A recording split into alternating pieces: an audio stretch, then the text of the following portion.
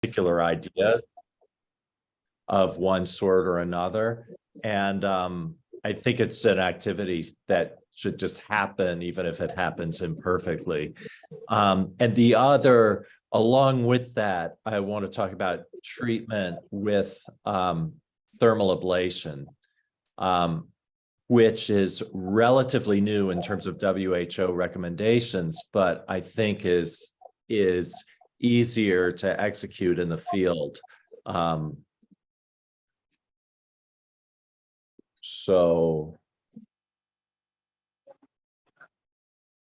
My disclaimer. So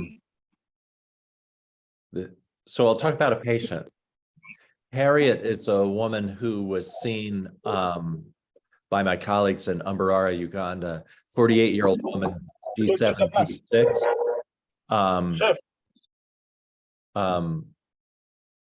Bill, yeah, you're not on mute. She's HIV positive,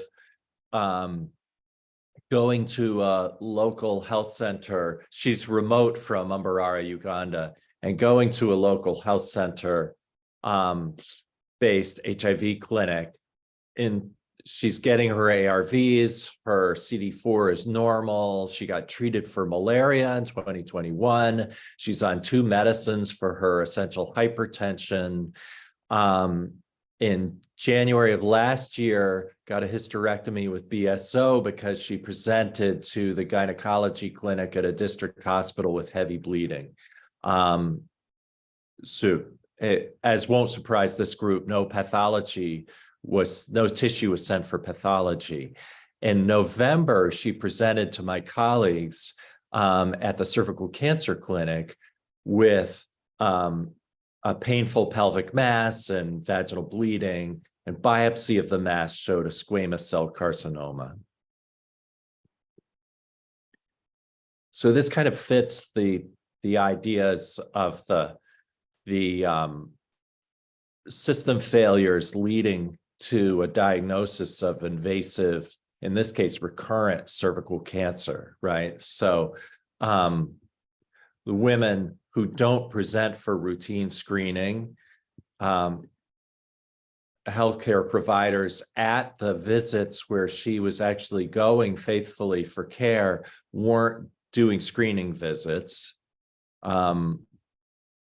No colposcopy for an abnormal screen was done. So even if she'd been screened, some of the capacity to evaluate and treat weren't available in her setting. And then as occurred, so she got sort of 3 out of 4 of these, right? That once she presented probably with invasive cancer last year, she did not get the appropriate therapy. She got a simple hysterectomy. Pathology was not sent, so she couldn't be referred to Kampala for treatment. And so the patient got, in this case, recurrent cervical cancer. So again, just a number of failures that occur to lead to this. And so looking at this picture from the WHO and IARC, this group is familiar with this, but the darker colors show a higher annual incidence of invasive cervical cancer. And we see, we can recognize that particularly sub-Saharan Africa and the Caribbean, parts of Latin America and South Asia are darker red. They have higher rates. And if we look at a pictograph, in other words, the size of a country depicted with the number of affected cases, the deaths from cervical cancer we see are disproportionately occurring in the global South. And that matches up tremendously with extreme poverty. So, this is just a picture, but we know from a number of ways that this is a disease of the undertreated and associated. It's a disease of the poor and the underserved. And from IARC, if we look at cervical cancer, invasive cervical cancer by region, we see that, again, the rates are highest in Eastern Africa. This is incidence in blue and mortality in red. And so we see that Eastern Africa, the far Pacific, Southern Africa, Western Africa, Central America, and the Caribbean. And of course, for my colleagues in Mirablé, we're acutely aware that Haiti is an outlier even in the Caribbean. So cervical cancer is the fourth most common cancer in women, the second most common cancer and second most common cause of cancer death and reproductive age women. So it disproportionately affects younger women who are childbearing age, who are sort of maternal age. They're family caregivers and workers, and on and on. So back in 2012, the numbers are higher now. There were over 500,000 new cases and 250,000 deaths every year. And the overwhelming majority of these happen in low and middle income countries. And as we saw with the blue bars and red bars, the mortality to incidence is very high, and especially in the global South.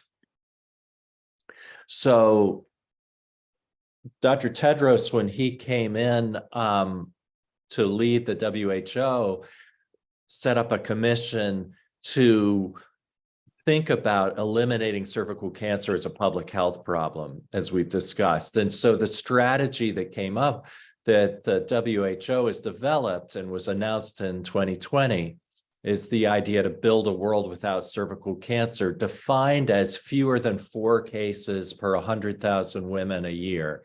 And as you saw, for example, in Uganda, the rate of cervical cancer per year is 43 women with new incident cases per 100,000 women per year.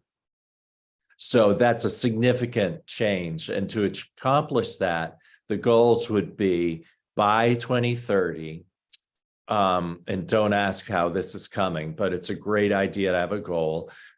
90% of girls fully vaccinated by age 15, 70% of women screened with an HPV test at 35, and then again at 45 years old, and then 90% of women with some kind of cervical disease, so that's both precancerous and invasive cancer, get treatment. And that would mean either treatment of a precancerous lesion or treatment or palliation of invasive cancer.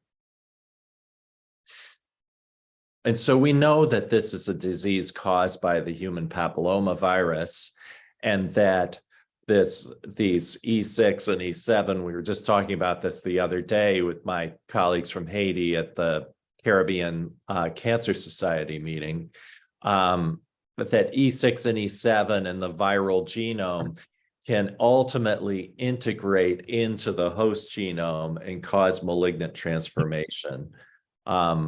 And if we look at the natural history of HPV infection and potential progression to cancer, the important thing to know in terms of HPV infection is that higher HPV exposure and relative immunosuppression can lead to initial infection and to continued infection, which could be manifested as what we call low-grade dysplasia.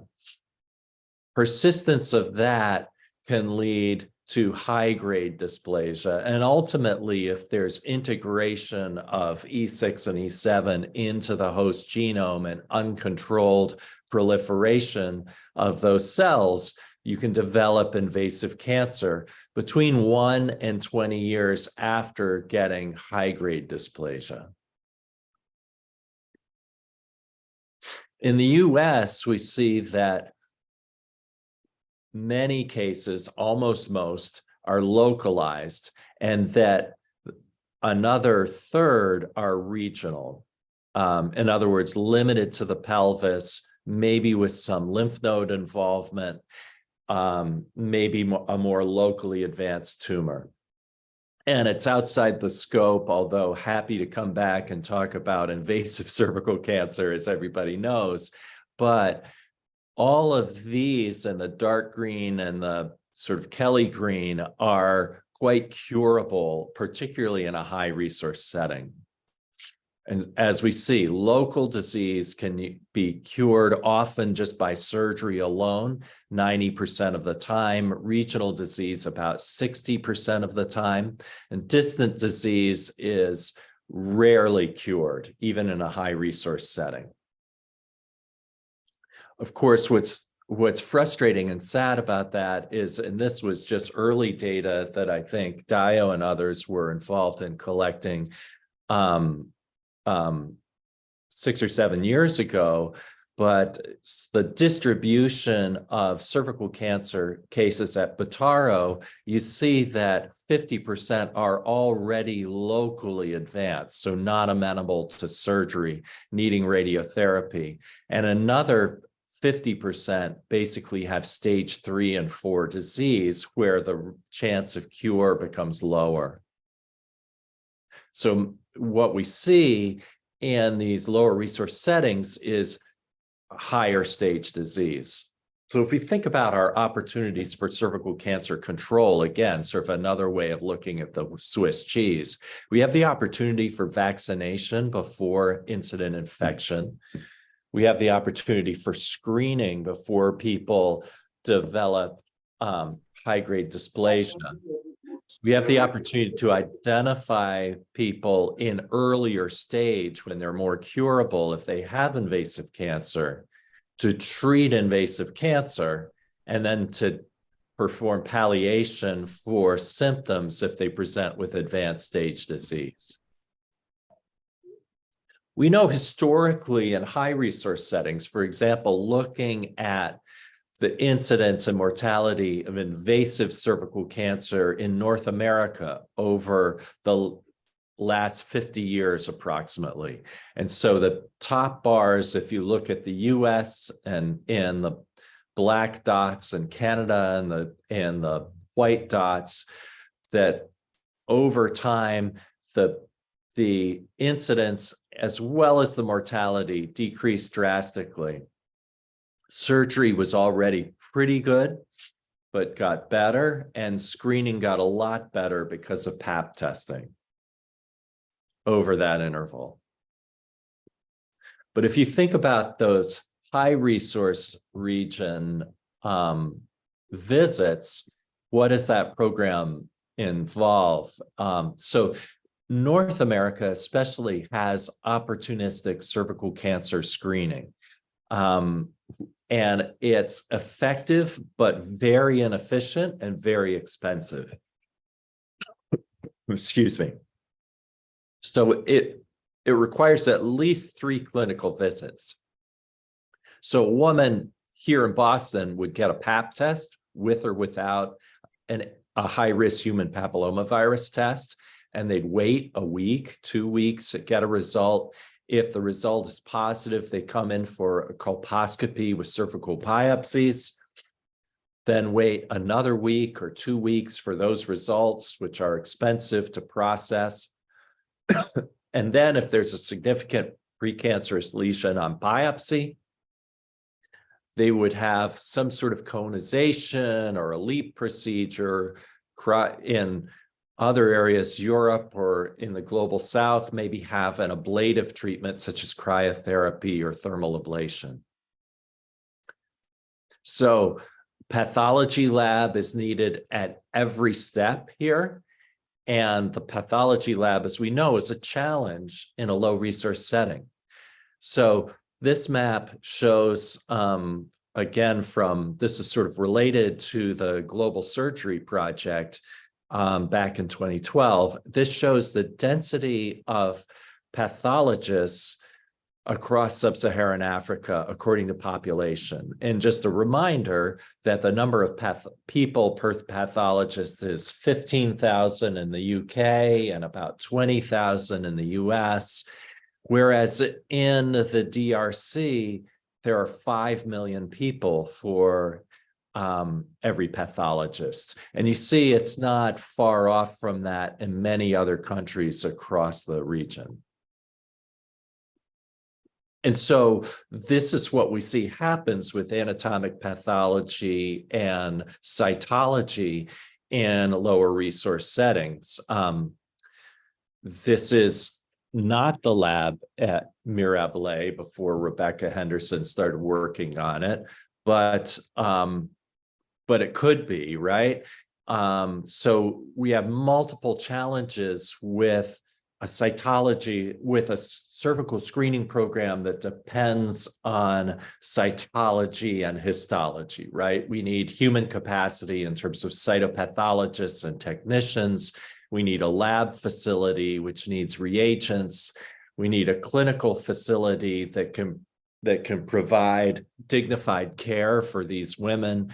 We need information systems with reporting of results, and the patients need to be able to make additional trips. So they need time off from work, time off from family responsibilities. They need money for travel. They need to be able to afford to take that day off of work. And so if it's an extra 2, 3, 4 days, that's a lot. And of course, we know there's a lack of treatment and palliation. And so the WHO, thinking about this problem about 10 years ago, came up with this strategy for stakeholders and policy members that I think is still very informative for us, thinking about building and growing cervical cancer prevention in areas that are our responsibility. So they asked, do you have a screening program in place? And if you do, at its visual inspection with acetic acid, then they say, do you have enough resources for an HPV test? And if you don't, just keep doing VIA.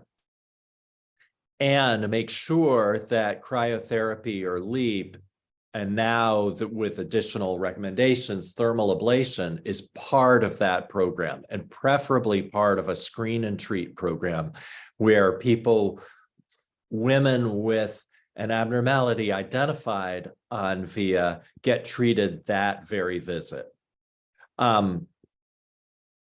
If you don't have VIA, are there enough resources for an HPV test? And if no, you still go to VIA. So institute VIA if you don't have money for HPV.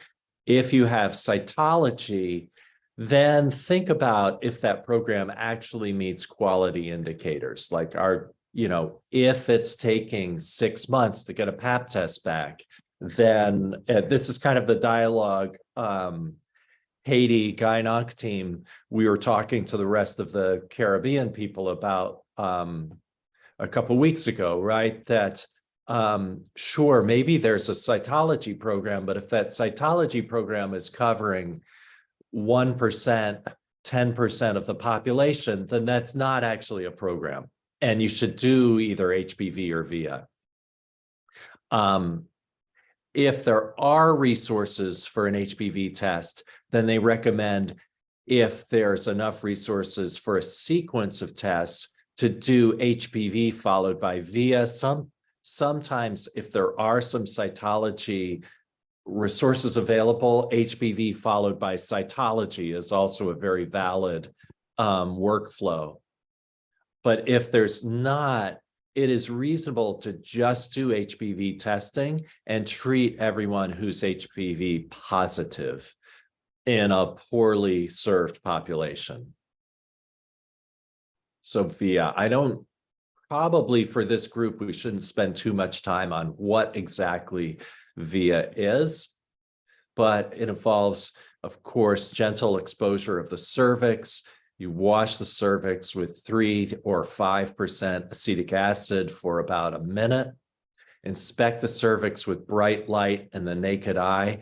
A cell phone with good optics or a frugal colposcope of some sort makes it easier, and also allows us to collect images of the cervix for quality improvement and consultation. And then offer cryotherapy or some sort of treatment for women with a lesion. And importantly, there needs to be accommodation to refer women with risk of cancer based on their findings or large extensive lesions to a cancer facility.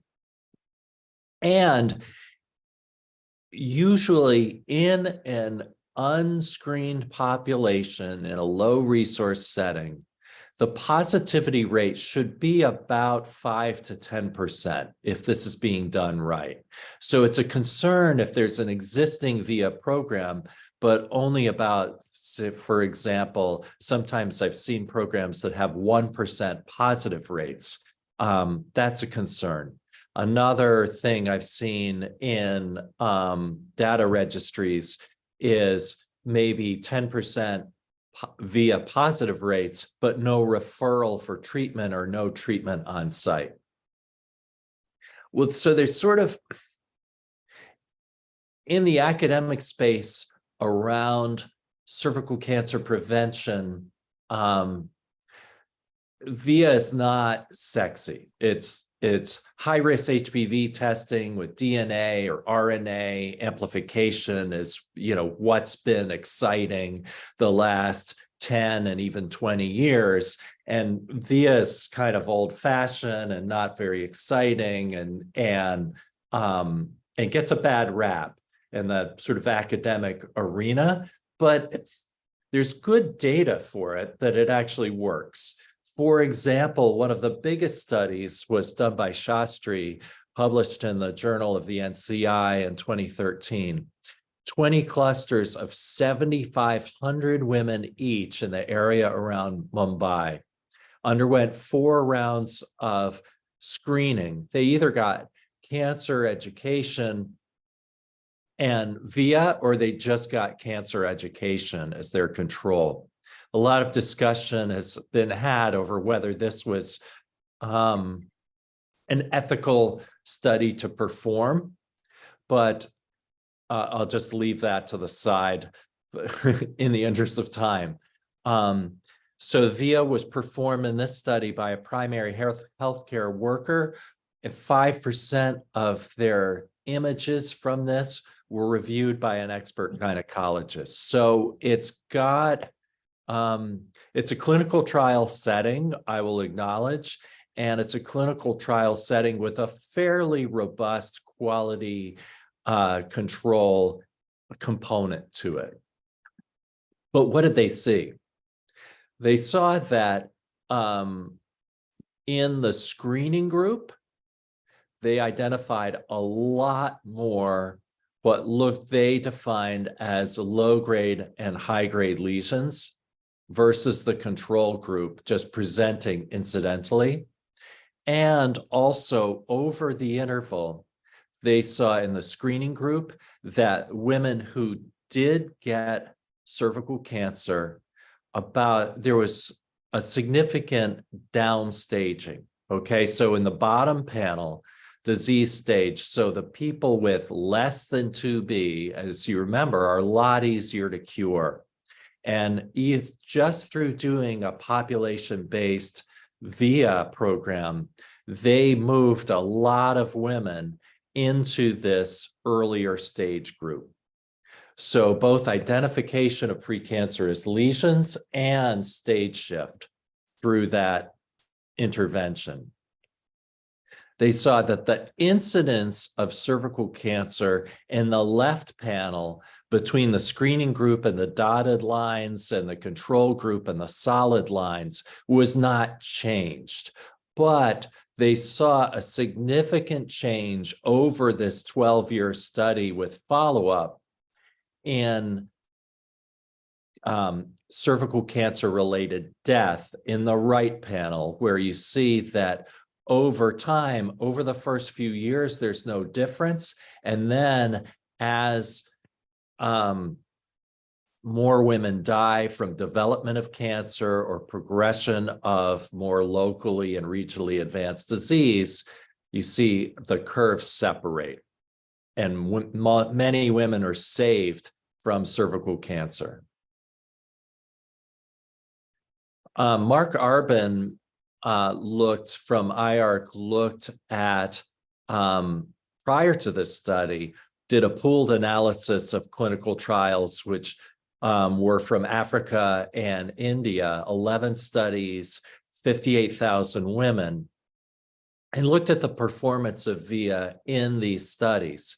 And the sensitivity and specificity for CIN3 plus was 83% and 84%. So really better than cytology, honestly. Colposcopy with biopsy as a standard probably over-reports sensitivity as some disease is missed, but nevertheless, this performs pretty well. This is based on relatively small studies that might not reflect large-scale non-research conditions. The biggest concern with VIA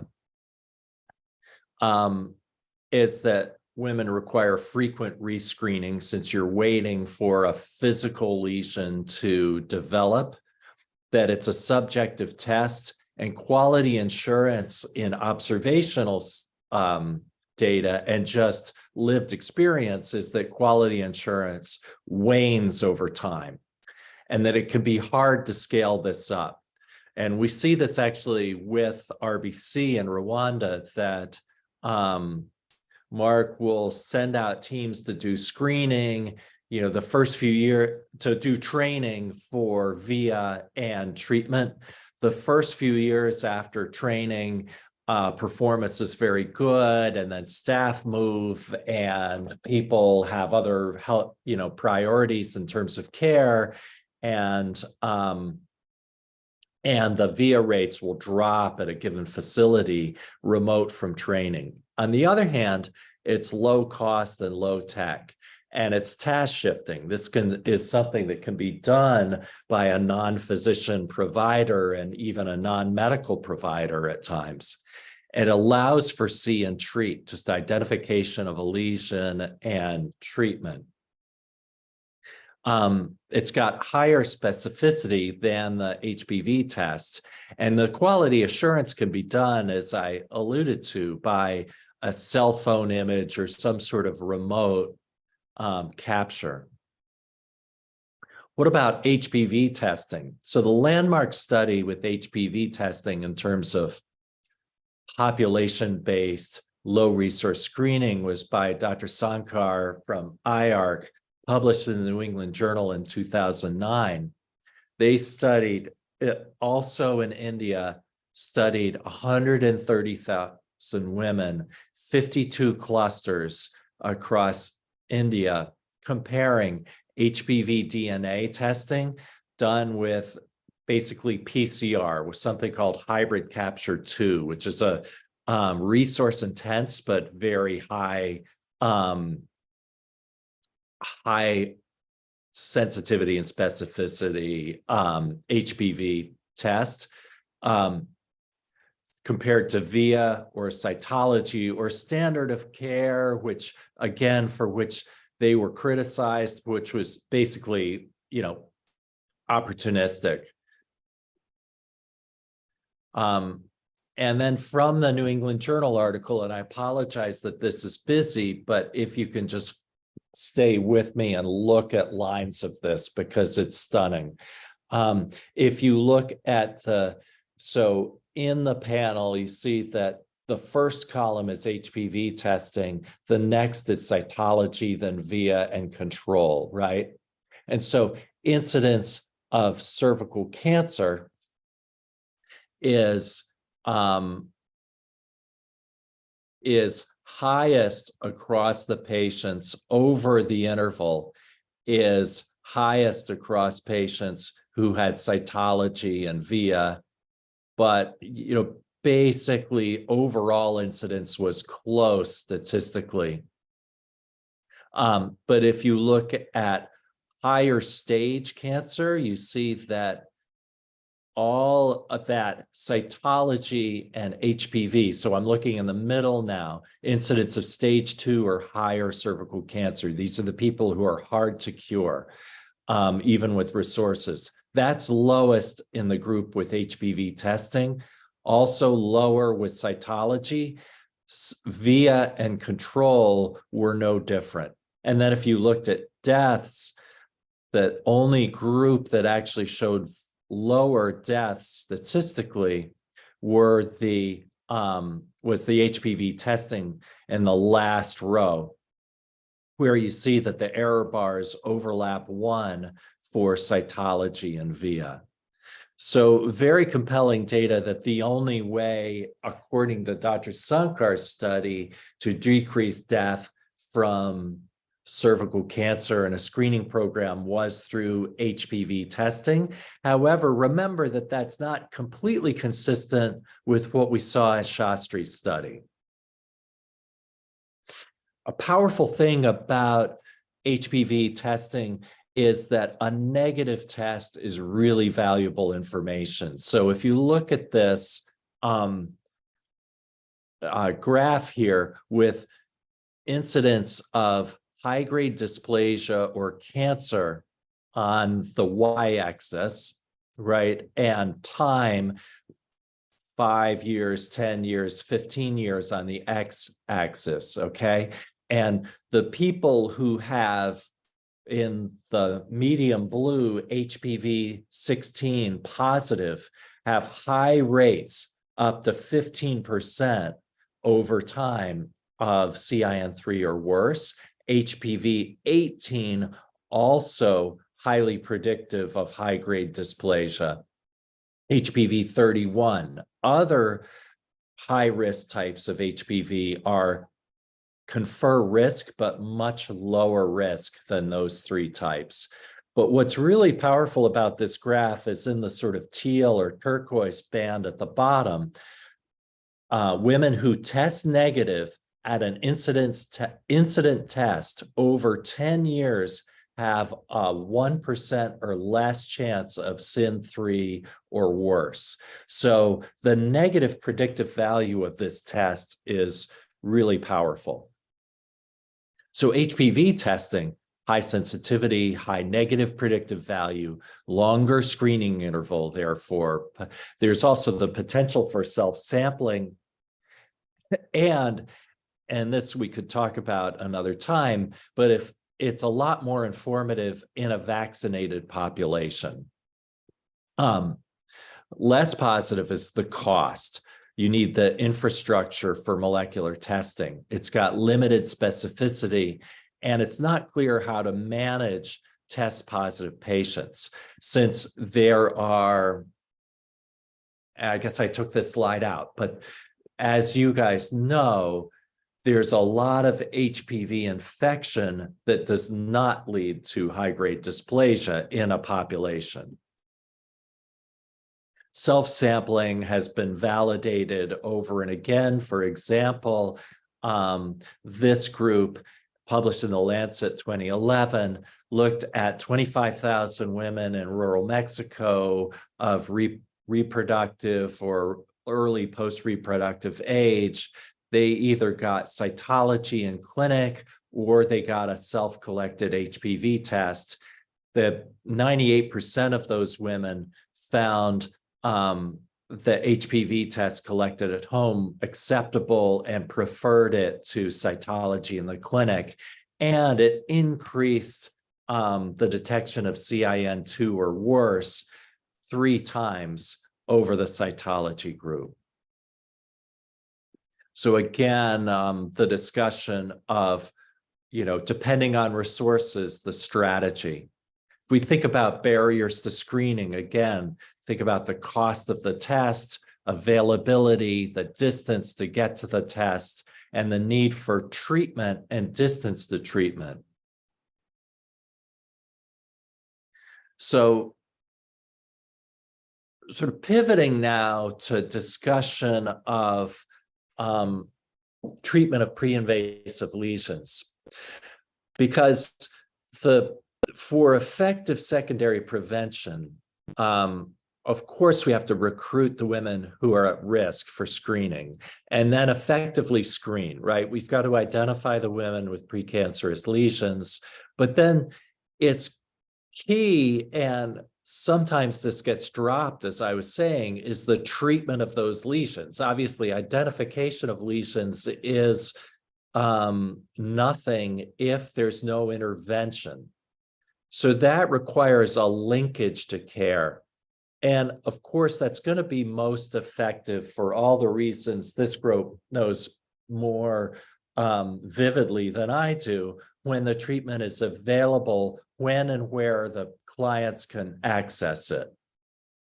According to the WHO, particularly in a lower resource setting, it's acceptable for that treatment to be either excisional, in other words, removing a piece of tissue containing the lesion, or ablative, just destroying the tissue without producing a pathology specimen. So if we can just look a moment at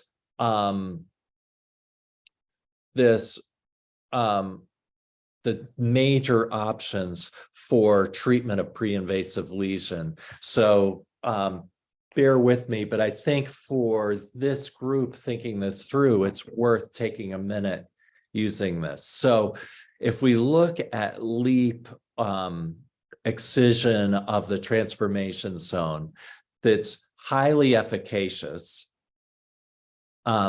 Its ease of use is good, not great. You need either a physician or a highly specialized nurse to do it.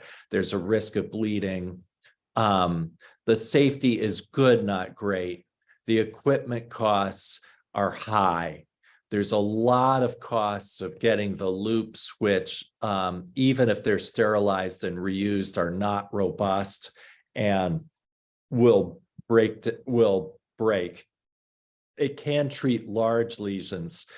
You get tissue for diagnosis so that there's less risk of missing a cancer. There's a significant chance of pain during treatment requiring local anesthetic. With administration of local, pain is usually mild. It's very acceptable. Side effects are risk of mild pain, cramping, bleeding, and the major complication with this is bleeding or organ damage.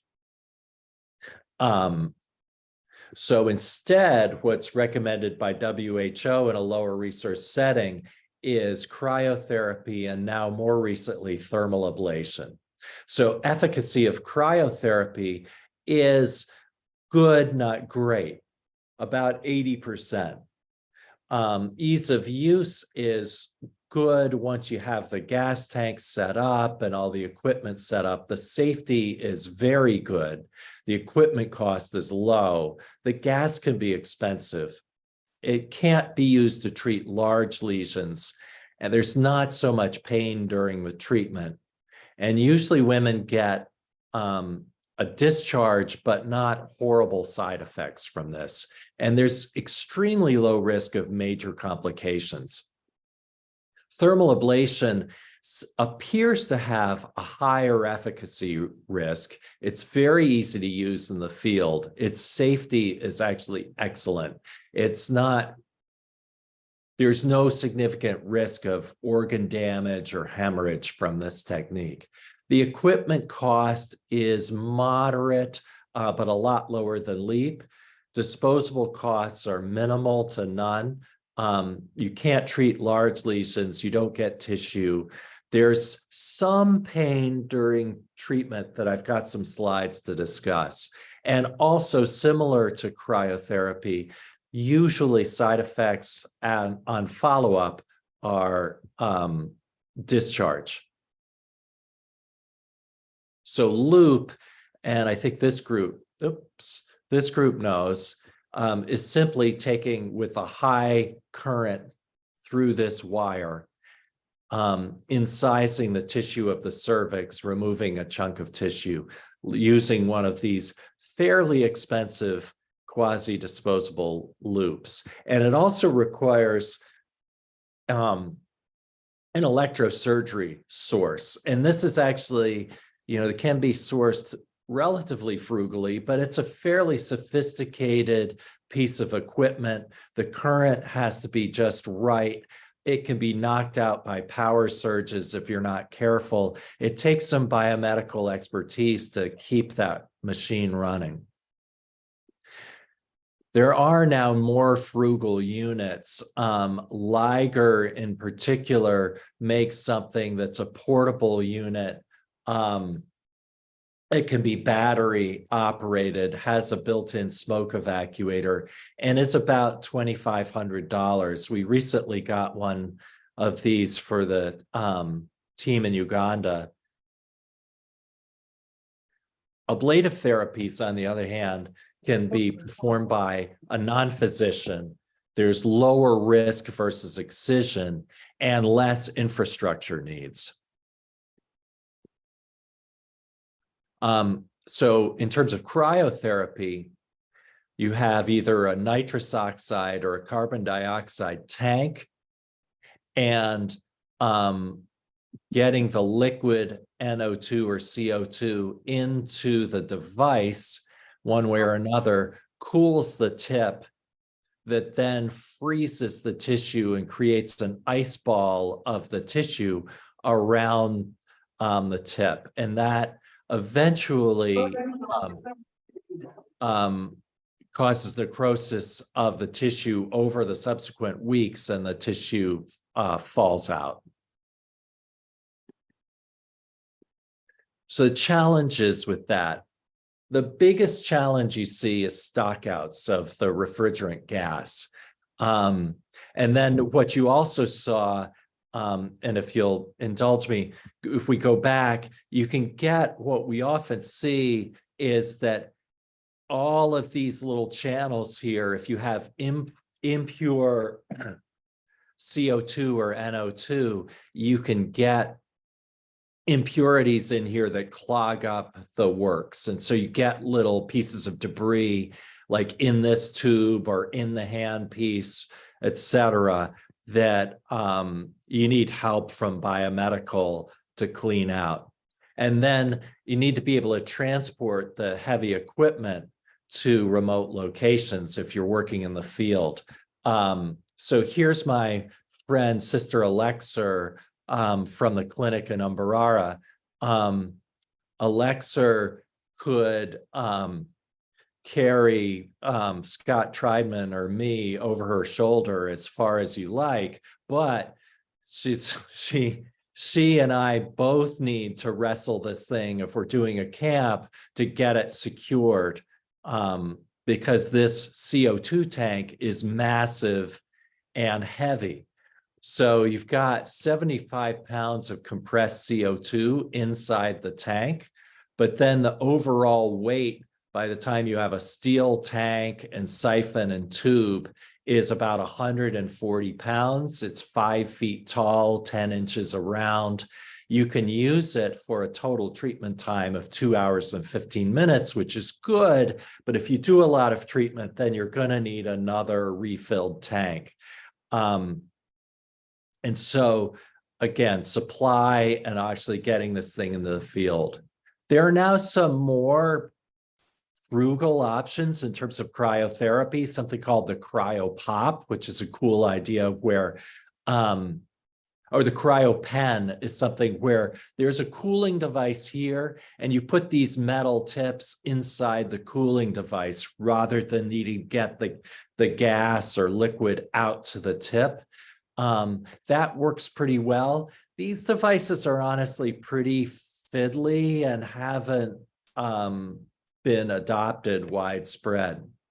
So more common, and now approved by the WHO, is thermal ablation, where you have basically a very similar metal tip to the cryotherapy device that gets heated to 100 or 120 degrees Celsius. It requires electricity for the heat, and then this is applied to the tip for 20 to 30 seconds once it reaches target temperature at each application. There are now more frugal and easier options. For example, this device is a handheld battery-powered unit that can do, so it's got a lithium battery here. It can do about 30 treatments on one charge of the lithium battery, so it can go easily all day without recharging in a clinic or an outreach camp. It's got a lighted indicator to tell someone the timing. And the cost of this, I get a similar device from Liger Corporation for $1,100. So ablation of cervical precancer, what the WHO recommends, the patient, of course, has to be non-pregnant. You've got to be able to see the entire transformation zone. You need no involvement of the endocervix. So the lesion needs to not extend up into the endocervical canal. No evidence of invasive disease, which is another short but entire talk, and no evidence of glandular disease, and no previous treatment of the transformation zone is recommended by WHO, although in a lot of settings, for example, our team in Uganda definitely will do thermal ablation after thermal ablation. So in other words, we'll retreat people if there's no evidence of cancer. So there was a meta-analysis of this, of thermal ablation, looking at the world literature, found 388 papers, 22 papers papers very specifically at thermal ablation for treatment of cervical precancer. 13 papers they included. At that time, only one paper was from a low or middle income country, and none were from Africa or Latin America. In those studies, where 11 of those studies were from Europe or North America, 11 of those reported on biopsy-proven dysplasia. There was only one randomized controlled trial. The rest were clinical reports. Mostly these were patients referred to tertiary centers and high-resource settings for an abnormal Pap test. There was some heterogeneity in the studies, the follow-up from 4 months to 11 years, and then the follow-up, in other words, the test of cure in these studies was by cytology or colposcopy and biopsy. And they found that 95% of women with high-grade lesions were cured. Because that was all in high-resource settings, essentially, the WHO asked for an update on that, and I worked with some colleagues at IARC to update that a few years back, found 11 additional studies since the Dolman study, and 7 of those were in low and middle income countries. These were all clinical reports, no clinical trials. 34 total new reports and 23 total then in the meta-analysis. So a net number of patients included was 10,800 and 6,000 in meta-analysis.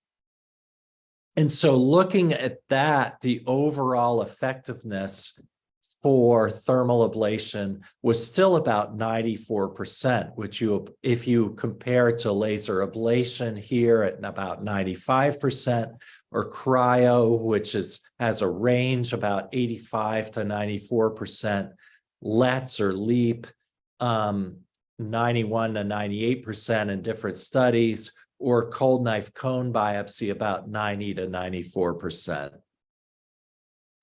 So this, and I'm sorry, this is one of these difficult studies from the tables from the meta-analysis itself. If you bear with me, what this shows across different studies is that there was no obvious influence on the duration of the application of the tip to the cervix described in a study to the cure rate. Okay, so if you look at the column is basically studies grouped by the amount of time that the tip was applied to the cervix, with 20 seconds for all these studies at the top, 30 in the middle, 45 down here, no real difference. So 20 seconds actually seems an adequate time for any given portion of the cervix to apply that tip. We found 8 total studies, 5 evaluable in low and middle income countries. It was only 9% of the world literature. The majority of the patients were treated at referral centers. And one study just had 100 patients at a primary clinic.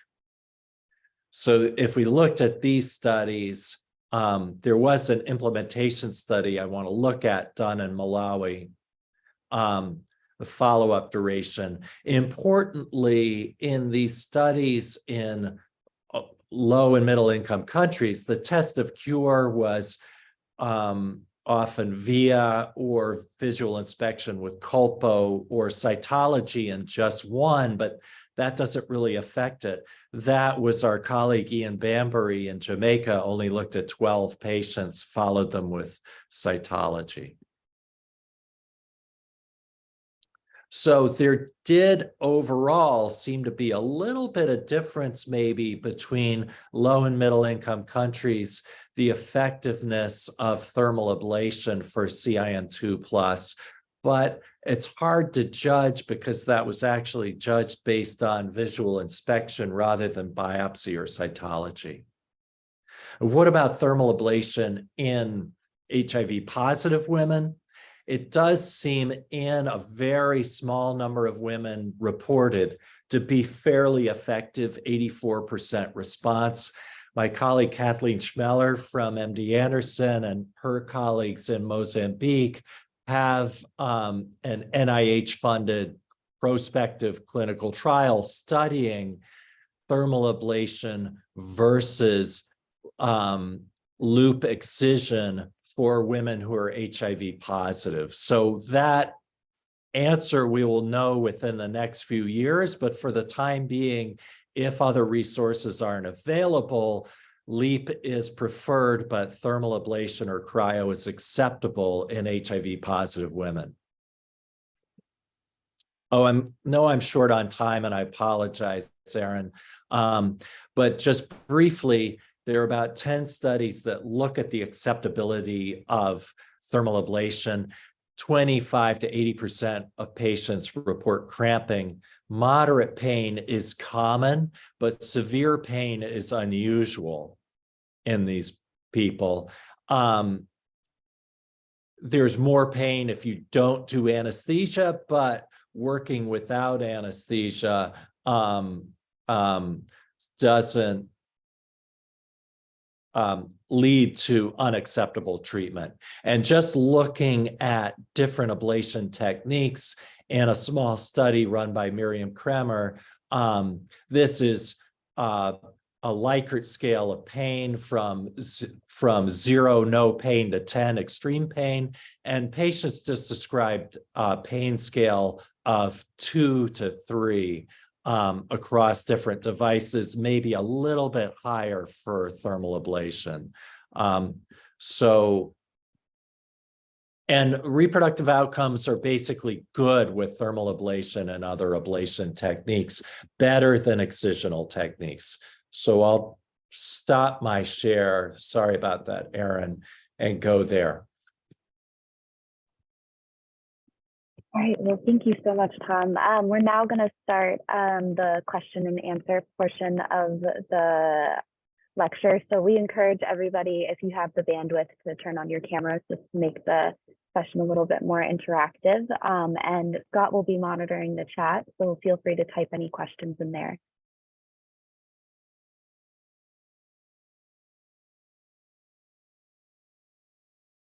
Oh.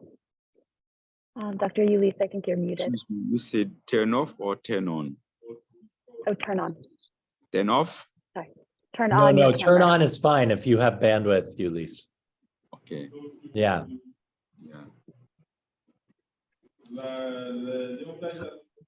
I guess I would say, waiting for people to ask a question.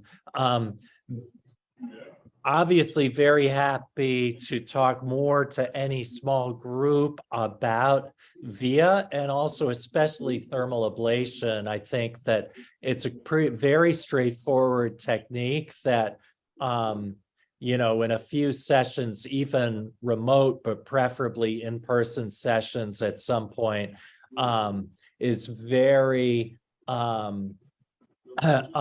easy to learn and safe and easy to deploy in the field. I think that, I guess if anything, I was trying to communicate, and I'm sorry if I got too deep into the weeds, but the most important thing, again, I think about cervical cancer prevention is just to do something. Don't worry about the details as much as to just start looking at women's cervixes and having treatment available, or at least knowing where to refer patients for this. Thanks, Dr. Tom, for this great lecture and well detailed. I have a short question on the how do you often see persisting cervix ulcers after this treatment of precancerous lesions? Yeah, great question. Thanks. I think this says that has been described. It's actually quite rare. And you would think that with cryo or especially thermal ablation, you know, it's like a 3rd, 4th degree burn, right, that you're leaving on the cervix. But healing does seem to be quite good, and infection rates are lower with ablative techniques than with excisional techniques. So even though, you know, thinking through the sort of remodeling and healing process is a little gruesome for us, it's highly tolerated. That said, we do occasionally see complications like non-healing areas or infection. It's quite unusual. If you see a non-healing area after thermal ablation or cryo or LEAP, of course, what I would say first and last is please biopsy that site, because that would be a strong red flag for an invasive cancer. Thanks.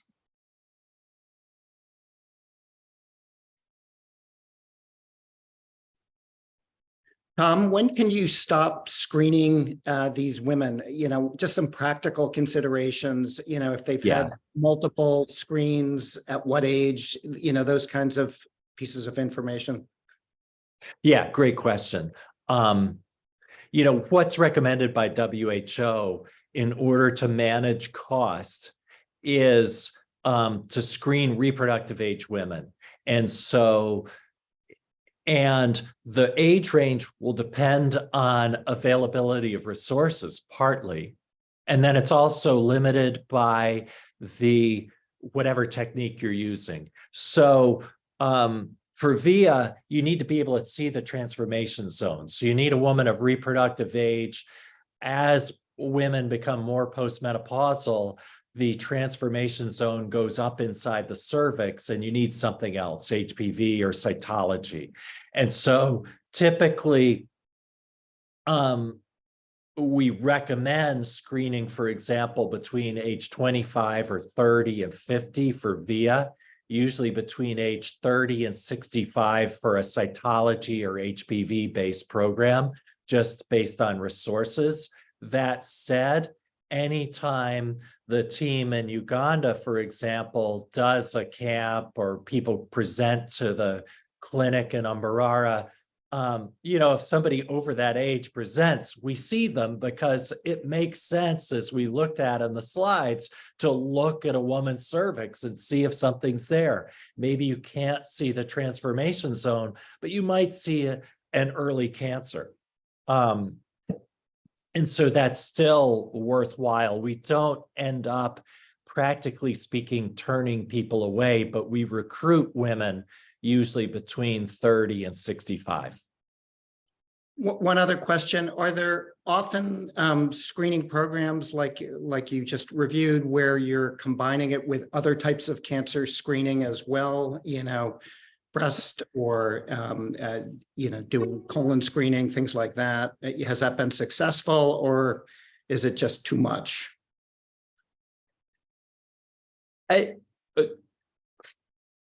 I don't know. I mean, it's an interesting question. Lydia Pace, as a lot of people in this group knows, has been studying breast and cervical cancer screening and has very successfully implemented that across the IMB supported areas in Rwanda. And that's been very effective. The Clinton Health Access Initiative is working with the Rwanda Biomedical Center to do a similar sort of program, scaling up early detection of breast cancer and cervical cancer screening. It's a great idea in a way. In another way, it requires a specific infrastructure, right? Like it's not the way we train people to do medicine outside of those programs. And so I don't know, honestly, if that ultimately, as health systems develop, is the best intervention, if that makes sense.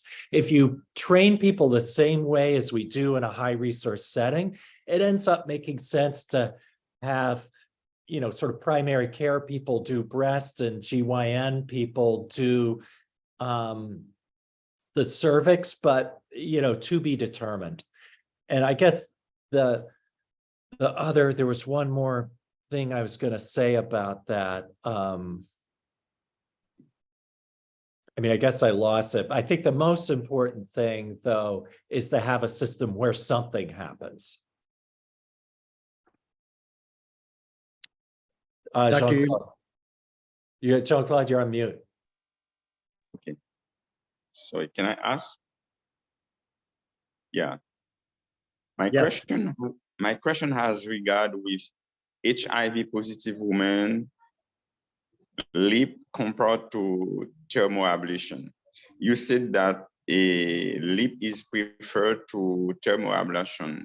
I would like to know, to have more information if you need further information when you send a tissue to the lab or not, or if there is other reason.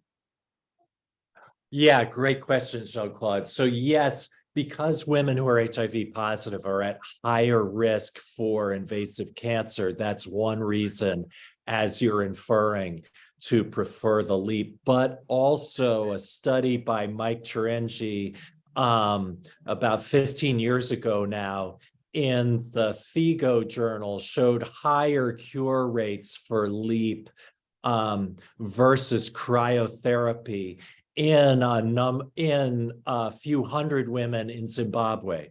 So in HIV positive women in a low resource setting, at least one group of investigators saw a higher cure rate with LEAP, but so far that's really the only study. So the data we have is pushing to prefer LEAP, but with you know, LEAP is harder, as you know very well. It's an easy procedure for a surgeon and a hard procedure for a non-surgeon, with a lot of risk of hemorrhage and you know, a basic clinic. So thermal ablation, if that's what's available, is acceptable and better than waiting for the perfect treatment. Thank you. Any other questions? Well, thank you, Tom, for a really interesting talk, and thank you to all the participants. Just one bit of housekeeping. In 2 months, we're actually going to have Dr. Lydia Pace give the next talk, so we'll ask some of the questions that came up today, perhaps to her as well. And thank you all. I appreciate your participation. Thanks so much, everybody. Thanks for the opportunity, Scott. Thank you. Bye. Bye, guys. Bye.